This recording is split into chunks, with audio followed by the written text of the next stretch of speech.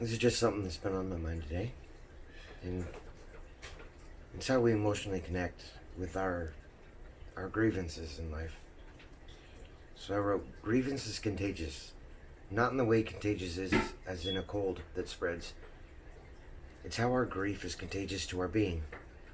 The way your physiology changes, the way your emotions change, the connection with people around you. Grief allows you to tell stories, see pictures in your mind. Whether positive or negative, grief can be controlled and transmuted into a superpower in your life if you allow it.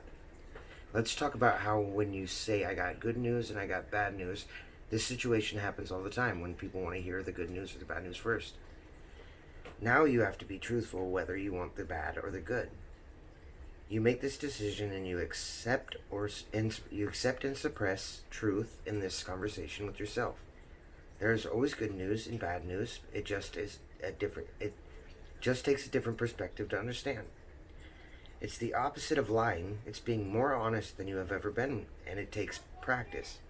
Practice requires patience, an emotional balance, if you will.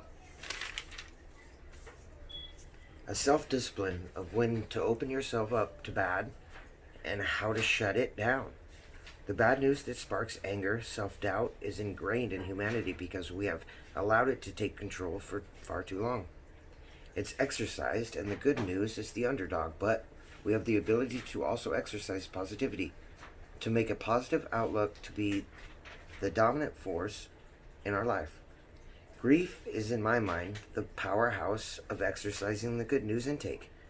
When we have death, depression, addiction, confusion, and unnamed anger, it's what I believe to be the easy route. When you tell yourself the truth that we are alive and there is beauty all around us, and joy and happiness is a state of mind we can heal. Addiction is a band-aid, but wounds heal if you add antibiotics.